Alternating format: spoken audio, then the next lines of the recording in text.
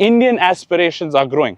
We want the latest, the funkiest, the most technologically superior, the most feature-packed products in every walk of life.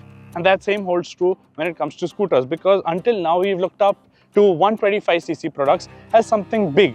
But then the Aerox rolled in and that instantly became the benchmark for something large, sporty and meaningful.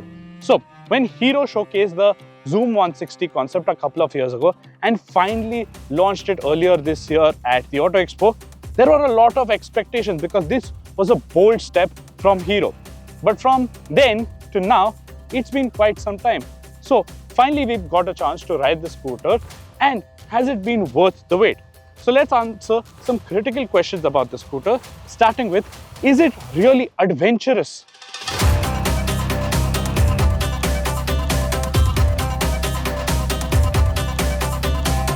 Now don't let this design language fool you into thinking that it's some sort of a XADV version for Hero, because this is a scooter that just looks rugged but is not really adventurous. It's not really has the foundations or the capabilities for it. Yes, Hero has played it big and bold and they claim that this has Dakar inferences, but I do not quite find so. Having said that, this is still pretty impressive, pretty imposing, and there is nothing quite like it on Indian roads, at least from an accessible standpoint. It certainly feels substantial both when you look at it when it's parked as well as when you are riding it. So giving you that big scooter feeling, that is what the Xoom 160 does a fantastic job of. What I wish Hero had made better is that certain plastic qualities, especially the matte black ones over here as well as here, they feel a little cheap, a little scratchy as such. So plastics overall could have been far better in terms of quality. Fit and finish is really neat, and on the Aerox there were certain places where panels felt flimsy. That is not quite the case here, especially for the fuel filler lid. So yes, the Hero Xoom does look a lot imposing and adventurous, but it isn't quite capable of going adventure riding. But since it's a maxi scooter, is it actually fun?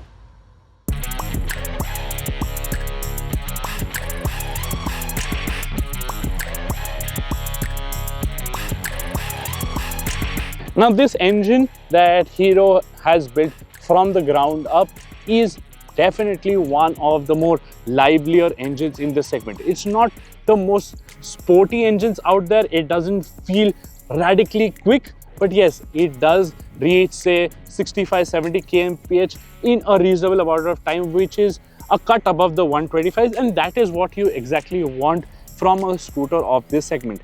It will not beat say the likes of the Aerox in a drag race, but having said that, it still feels energetic, it still feels fun, and it doesn't feel quite as numb because there is a certain amount of character, there is a certain amount of liveliness with the engine. Maybe it comes from the throaty exhaust note or a little bit of the gruffness that filters through from the floorboard. Not to say that this engine is not refined, it is pretty refined overall. It doesn't make you feel like you're riding something numb, boring or lifeless. It has a lovely soul to it, and in city it just feels very effortless to ride the scooter because you can easily keep pace at say 45-50 kmph, and when you want to roll on and pass something in your way, you simply do that and it just goes. It reaches say 65 in a jiffy.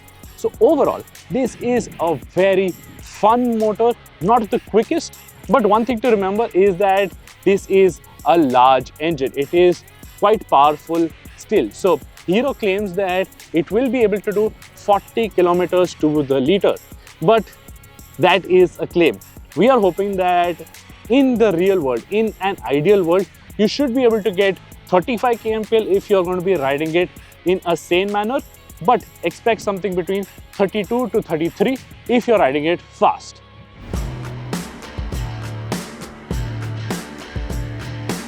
Now the next thing that will be on your mind is it actually comfy? So let's start with the ergonomics first. Now on paper, this does sound heavy, quite a lot more than its competition, but when you're riding it, not so much. The weight is managed very, very nicely, and it's overall a very balanced scooter.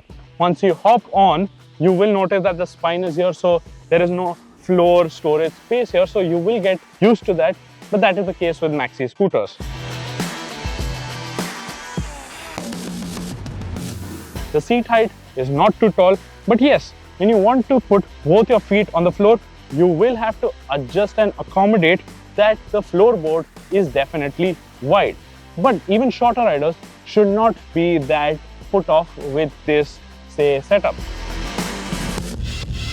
The posture. Now, the bars are nice, wide, upright. The seat is flat, very spacious for even a healthy rider like me. The floor is flat, and in case if you're going to go highway touring, you can, say, extend it forward and sit in a rather comfortable posture. But I have a little bit of an issue, is that the shape of the spine is not straight. So it goes inwards and then points again outwards. And that poses a couple of issues, especially for highway riding, because your feet are going to be turned inwards when you're sitting out on the highway, which is not really that, say, comfortable in the long run. And again, in case if you're going to be putting it feet forward, it's again going to be pointed outwards, leaving this part of your foot exposed. So perhaps in case if you have smaller feet, you won't feel that much of an issue. But yes, larger riders will find this to be a little bothersome on tours. But overall, this is a very nice commanding posture for city riding, definitely. One thing to remember though is that the seat has a really soft foam padding. So in the city it won't be an issue, but on tours this will start to dig in and start hurting you. So maybe find a seat guy. This is a typical known issue on Heroes. So get a firmer foam fitted over here.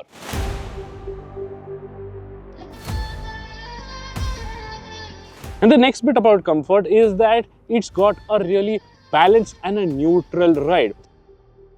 It's not the most plushest riding experience like an Axis 125 or a Jupiter 110, 125.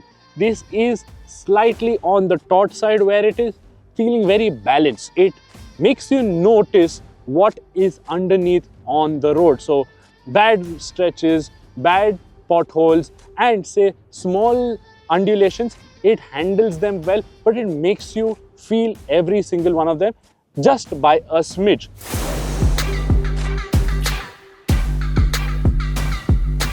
And over the really gnarly stretches, it is fairly safe to ride it at a very conservative pace because the rear starts to feel a little bouncy. It is not that it is not absorbing it, but it is tuned for a two-up riding experience. So with a pillion, the ride definitely gets better. But from a comfort standpoint, if you are going to be riding it solo, yes, take it with a little bit of a caution. It is definitely a tad bit on the sportier side, but not jarring and not painful like the original Aerox was.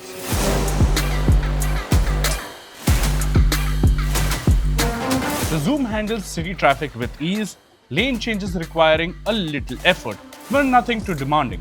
Around long sweepers, it holds its own very well and is fun in its own right. Just don't expect it to be sharp and nimble in the twisties, because then it will start to falter. And there's another hindrance. The one thing to absolutely note is that these are not the grippiest tires out there.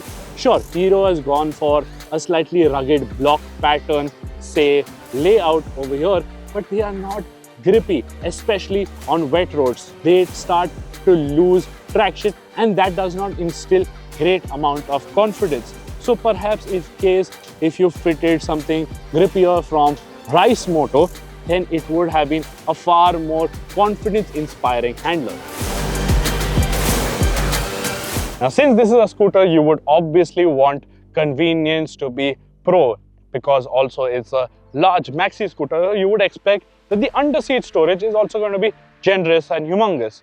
Well, convenience sakes, you get a smart key, remote boot unlock, so that is one less hassle, but the actual storage space is not entirely large. It's only 22 liters, which is on par with certain of its rivals. And as a result, it doesn't even gobble up a full-faced international helmet. An ISI helmet, yes, sure, it does that.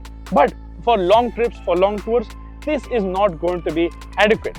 But to solve that, Hero has developed a solution. So Hero will sell you a couple of tail box options, a 22-litre one and a 29-litre one in the accessories catalog. So with that, you would be able to effortlessly tour. And when you're speaking about touring, the fuel tank over here is 7 liters. So that is pretty generous again. And to open that, you can do it right from the keyless ignition slot. So just turn it over here, this pops up, and this is a far neater and a more classy implementation than the Aerox. Now, things that still bug me about Hero's premium products is that its commuter offerings have far more modern and techy features.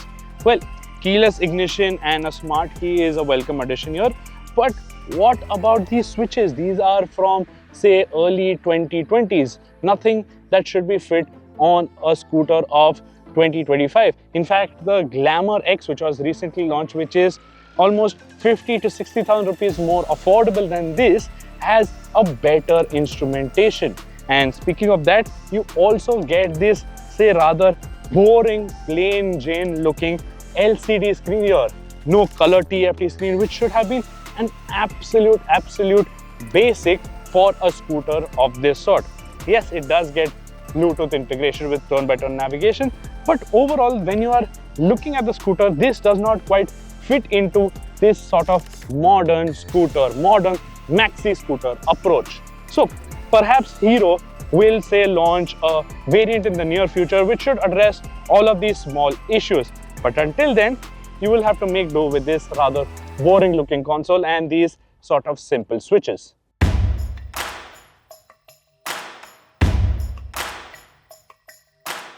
So does the Hero 160 finally meet India's growing aspirations, and is it worth the wait?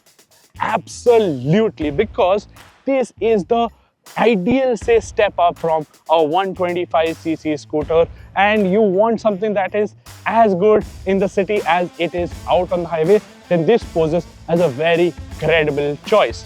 This is definitely fun, enjoyable, and yet very confidence inspiring when you're out in the fast flowy sections. It's very stable, it's relatively frugal as well for a scooter of its size. What we ideally would have wanted is that Hero updates the feature set on this Maxi scooter, because that screen should not belong on this. And while you are at it, maybe some better tires also. So at 1.49 lakh rupees, this is definitely worth your consideration. And considering that the GST prices are about to be slashed by the time that you see this video, hopefully the asking price of the Xoom will also be revised further, and this becomes an even better recommendation. So as it stands, yes, you should definitely consider the Hero Xoom 160 for your big scooter needs. So there you have it. That's our take on the Hero Xoom 160. What's your take? Let us know in the comments. I will reply to any queries you have in the comment section personally. Don't forget to like and share this video, subscribe to our channel, and make sure to follow us on our Instagram page as well, because we bring cool short format content over there. And as always, ride safely out on the roads.